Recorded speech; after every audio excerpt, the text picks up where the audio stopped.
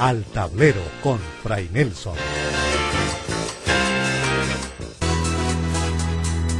Ya regresamos con Al Tablero con Fray Nelson. Uno de los más grandes teólogos de la Iglesia Católica es Santo Tomás de Aquino. Cuando Santo Tomás examina por qué existe o por qué existió la antigua alianza, tiene que preguntarse qué papel cumplían una cantidad de ritos del Antiguo Testamento. Pensemos, por ejemplo, en tantos sacrificios que había que ofrecer. ¿Has oído hablar de un chivo expiatorio? Esa frase sale mucho en las noticias y los periódicos, pero en realidad se refiere a un texto de la Biblia.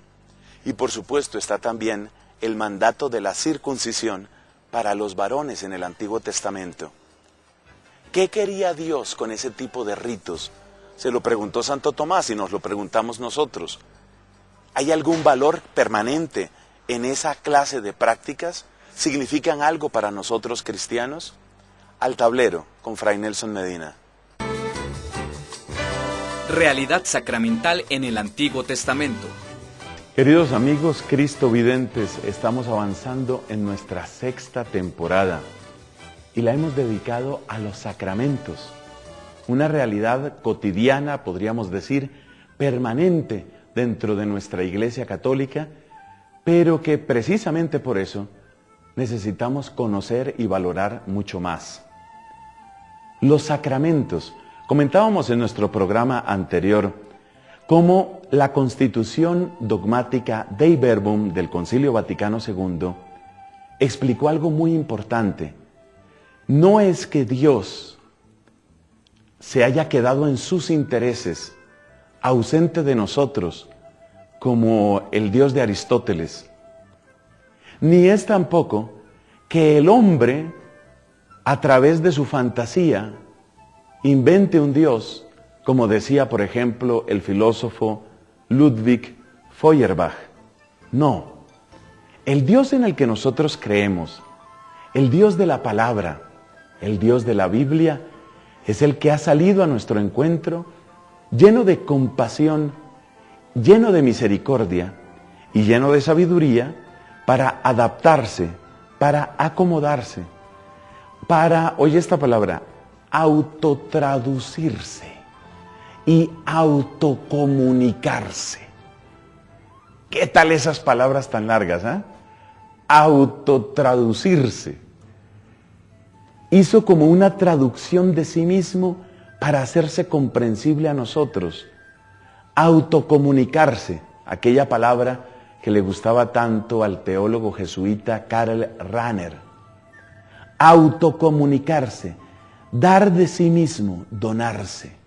Ese es nuestro Dios. El Dios que sale a nuestro encuentro, lleno de misericordia y compasión, el Dios poderoso y sabio, que se autotraduce y se autocomunica. Por supuesto, hay una cumbre en esta autocomunicación, en esta autotraducción. Esa cumbre es Jesucristo. En la persona adorable de nuestro Señor Jesucristo está la palabra hecha carne, la plenitud de la revelación. Podemos decir que Cristo es la autotraducción perfecta, perfectísima de quién es Dios. De modo que, como explica muy bien San Juan de la Cruz, ahora Dios se ha quedado mudo porque todo lo que podía decirnos lo ha dicho en su palabra.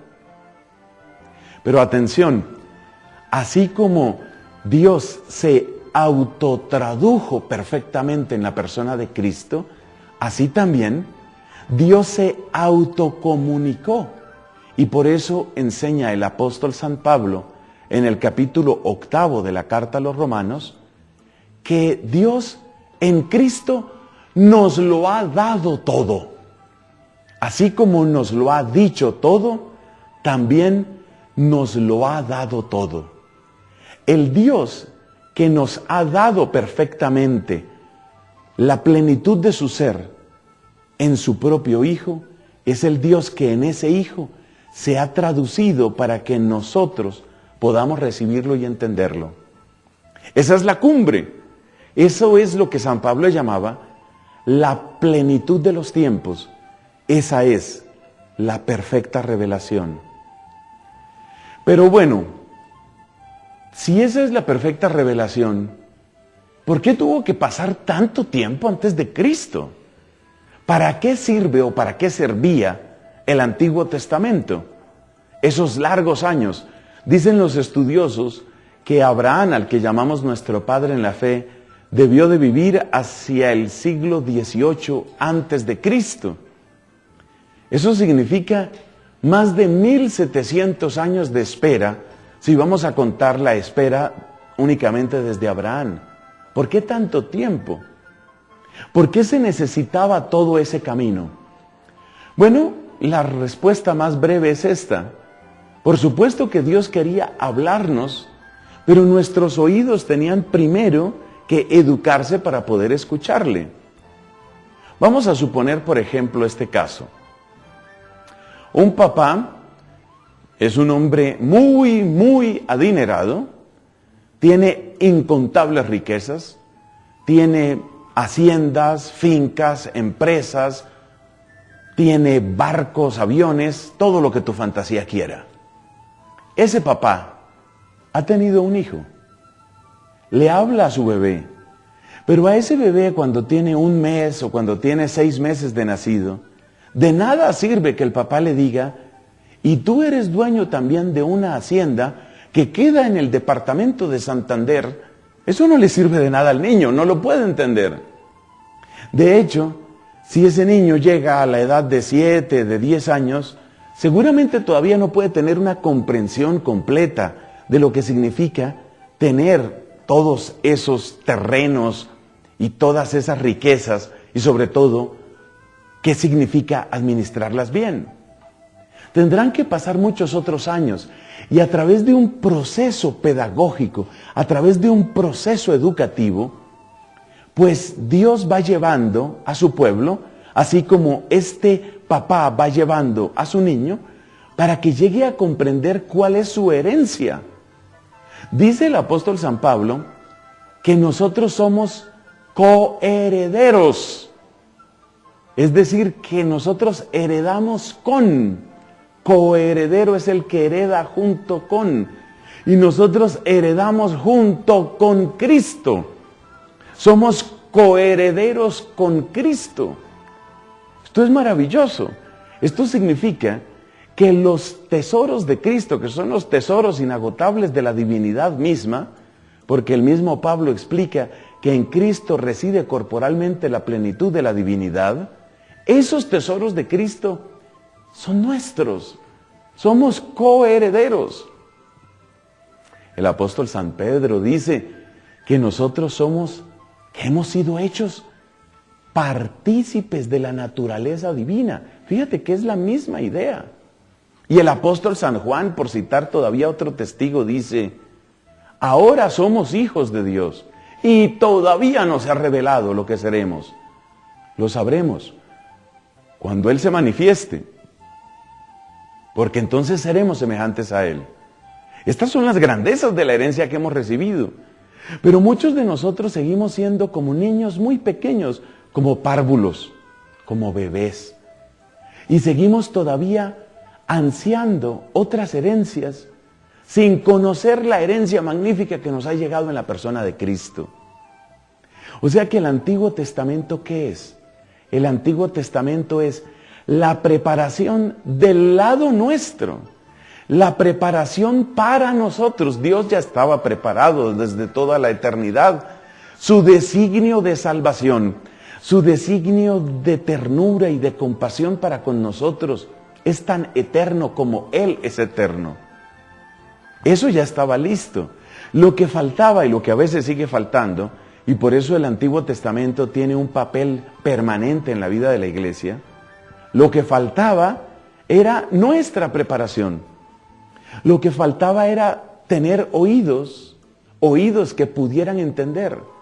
Fíjate cómo el mismo Cristo se queja con la gente que le escucha. Y por eso suelta tantas veces esa frase: el que tenga oídos para oír, que oiga. El que tenga oídos para oír, que oiga. Es decir, tus ojos oyen, tus ojos ven, y por eso Cristo quiere que nuestros ojos sean sanados y que nuestros oídos sean abiertos para que podamos descubrir su presencia. ¿Cuál fue la pedagogía que utilizó Dios en el Antiguo Testamento para que nosotros pudiéramos llegar a recibir el mensaje de Cristo? ¿Cuál fue esa pedagogía del Señor? Esa pedagogía que se encuentra en las páginas de la Escritura. Muy bien, yo sé que ha respondido correctamente. Fue una pedagogía sacramental, a través de hechos y palabras, liberando a su pueblo de Egipto, conduciéndolo por el desierto, dejándose ver en medio del retumbar de truenos y el esplendor de relámpagos en la montaña santa del Horeb. Todo eso fue manifestación de Dios. A través de todo eso, a través del milagro del maná, a través del agua que salió de la roca, a través de todos esos múltiples recursos, yo los llamo aquí recursos, como si fuera un profesor, a través de todos esos recursos, Dios estaba mostrándose. Por eso hay que apreciar el Antiguo Testamento. A lo largo de los años, el pueblo fue creciendo en rebeldía. Acumularon pecado sobre pecado. Creyeron de una manera que podemos calificar de infantil, que todas sus desgracias eran simplemente por los países vecinos, más o menos en el mismo sentido en que los niños pequeños en el jardín infantil, cuando algo sale mal, siempre buscan un compañerito al cual echarle la culpa.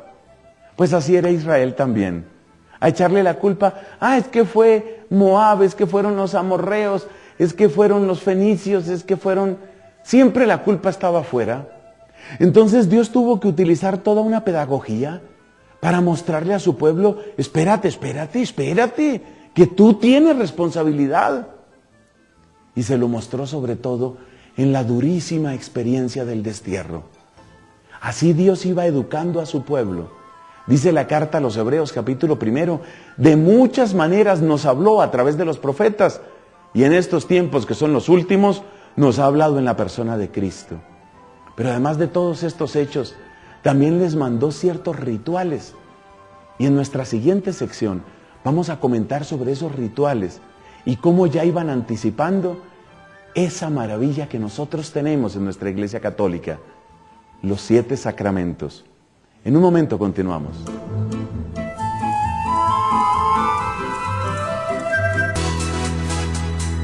Seguimos con Al Tablero con Fray Nelson.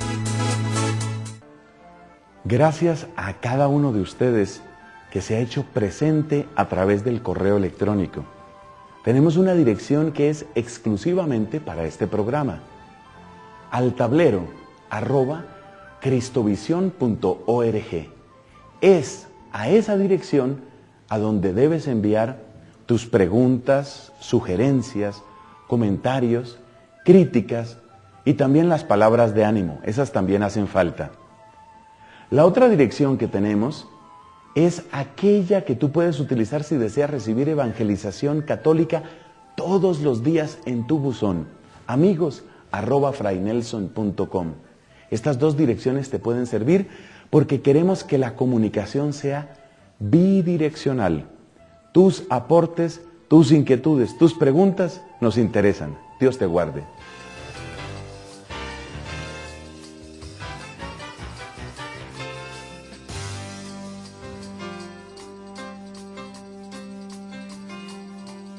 Fray Nelson, reciba de mi parte un gran abrazo. A la vez felicitarlo por ese gran programa. Me gustaría que usted hablara de cómo tener una conciencia clara, la moral de un hombre y la ética en todo aspecto de la vida. Gracias por tan importante programa. Me encanta su programa. Nos llena de mucha sabiduría. En capítulos anteriores vi una explicación sobre el libro del Deuteronomio muy breve. Me gustaría que explicara más a fondo este asunto tan importante. Gracias por su atención.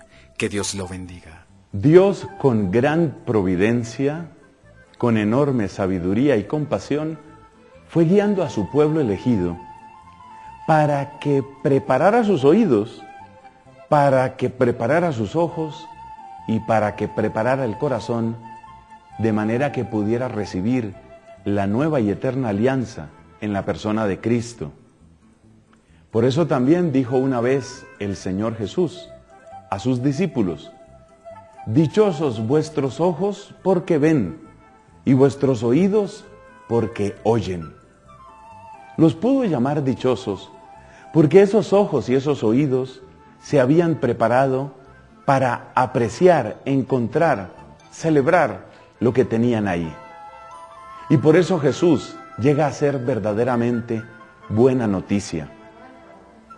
Quiero hacer una última comparación antes de entrar en el tema de los rituales del Antiguo Testamento, de los cuales hay una pequeña muestra en nuestro tablero.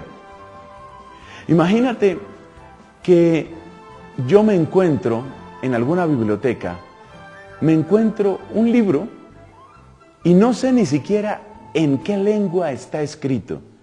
Solo veo que tiene páginas y páginas donde están una cantidad de palabras y palabras que no significan nada para mí. Yo no tengo ojos para reconocer lo que está ahí. Por consiguiente, no me produce alegría ni me produce emoción. Pero supongamos que yo llego a aprender la lengua rusa. Y supongamos que ese ejemplar es una preciosa edición de los cuentos de Anton Chekhov.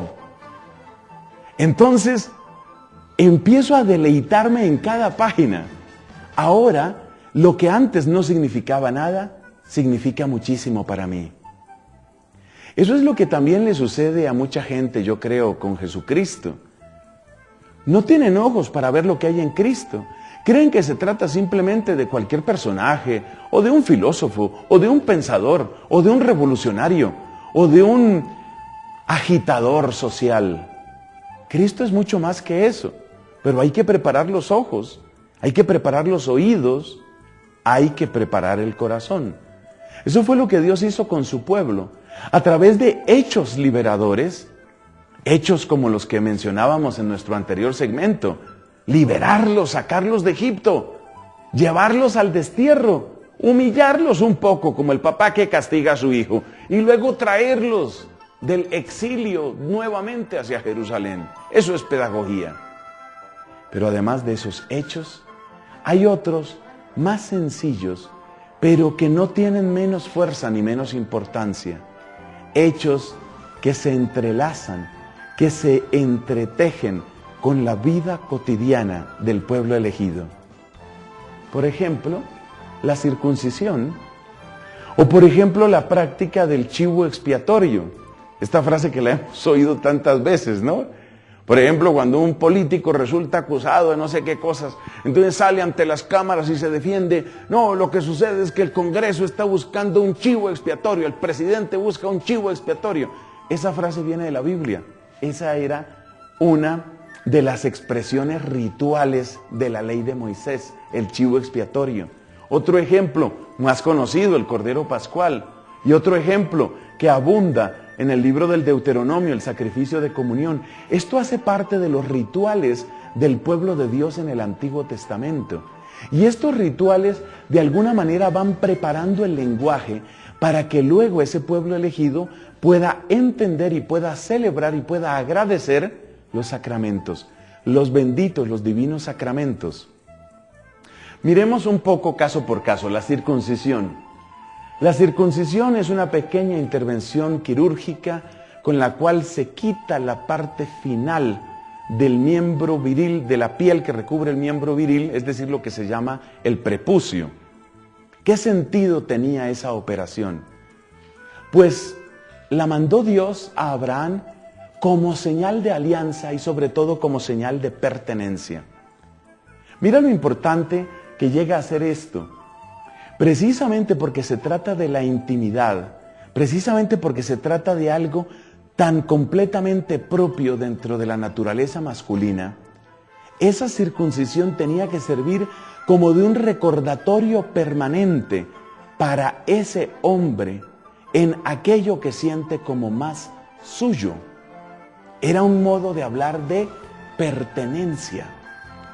Y hay una cosa que también cabe destacar aquí, que lo han expuesto muy bien algunos estudiosos.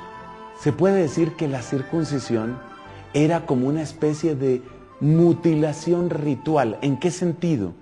En el sentido de decir, lo más mío, lo que puede traer más placer, lo que puede traer sobre todo fecundidad a mi vida, lo entrego a Dios. Si tú observas, un elemento común dentro de toda la religiosidad de Israel es la dimensión de sacrificio, la dimensión de entrega, la dimensión de reconocer la autoridad y la potestad de Dios en todas las áreas de mi vida. Y la circuncisión, desde el punto de vista religioso, es eso. Es decirle a Dios, tú tienes autoridad, poder y derecho sobre todo lo mío, incluyendo aquello que puede resultar más deleitable, aquello que puede resultar más fecundo en mí. En ese sentido, la circuncisión no solamente era un hecho masculino, sino que estaba indicando el deseo de todo el pueblo de entregarse a Dios y de ser fecundos únicamente para Dios. Pero bueno, existe una realidad que se llama el pecado. Y por eso vemos que se manda, por ejemplo, en el libro Levítico, se manda al sumo sacerdote que en cierto día del año, tomando sangre del sacrificio ofrecido en el altar, pues ponga sus manos sobre un animalito, un chivo, y confiese sus propios pecados y los pecados del pueblo, como depositando esos pecados en la cabeza de ese animal. Y luego, según estaba prescrito por la ley de Moisés, el animal debía ser abandonado al desierto. Algo así podríamos decir, como condenado en lugar del pueblo que había cometido los pecados. Yo sé que todo esto suena bastante extraño, pero de ahí viene la expresión chivo expiatorio. Y lo interesante de esa práctica es que demuestra algo. El pecado siempre tiene consecuencias. Siempre hay alguien que está pagando por el pecado. Yo creo que el caso más escandaloso en nuestra sociedad moderna es lo que encontramos con el aborto. La irresponsabilidad, la facilidad con la que tantos ponen en juego su sexualidad, incluso creyendo que están muy protegidos, porque así nos venden la idea del sexo seguro. Esa irresponsabilidad, ese decir con el cuerpo, soy tuyo, eres mía, pero luego no reconocerse ni siquiera como verdadera pareja, esa irresponsabilidad, ese pecado, esa falsedad, porque es una unión falsa, esa trae una consecuencia, hay un muerto. Y ojalá el muerto fuera un chivo, ojalá el muerto fuera un animalito. No, el muerto es un bebé. El pecado siempre tiene consecuencias. Si te parece triste la imagen de ese animal que tenía como condena morirse de hambre y sed en el desierto, entregar su vida de una manera absurda, piensa en las consecuencias que nuestros pecados tienen. Piensa, por ejemplo, en las injusticias. Piensa en cómo muchos ancianos, llevados a una condición miserable, casi que se les está presionando para que se suiciden. Y de hecho así sucede en algunos países llamados desarrollados, países en los cuales con la facilidad, con el atajo de la eutanasia, pues hay tantas cosas que se permiten. Entonces el chivo expiatorio hacía como visible la realidad del pecado. En otro sentido, pero conectado con lo ya dicho, tenemos el gran protosacramento o antesacramento del Antiguo Testamento, que es el Cordero Pascual. Interesantísimo porque al mismo tiempo es el recuerdo de lo que Dios hizo y la conciencia de que Dios está. El Dios de Israel es el Dios que nos ha rescatado con mano poderosa y brazo extendido. Nos ha rescatado del poder de aquel que se creía Dios, es decir, el faraón.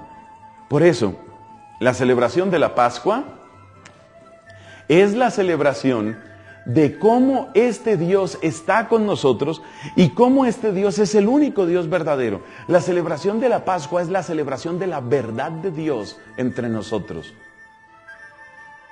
Del Cordero Pascual tendremos que volver a hablar cuando reflexionemos un poco más sobre el sacramento de la Eucaristía.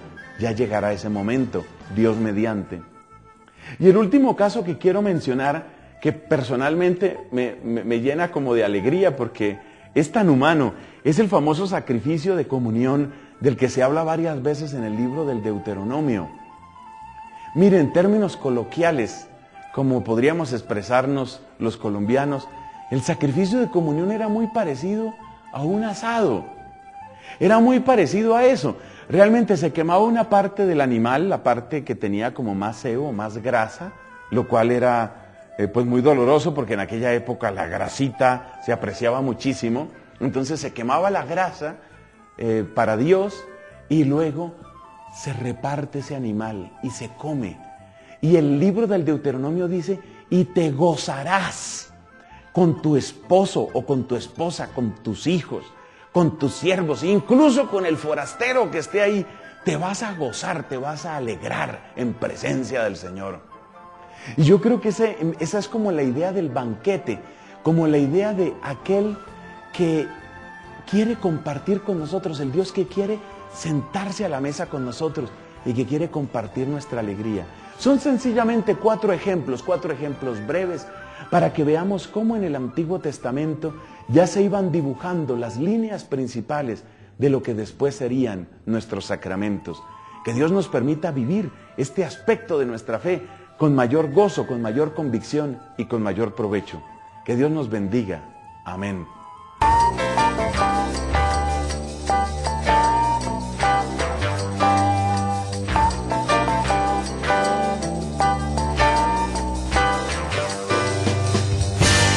Al Tablero con Fray Nelson.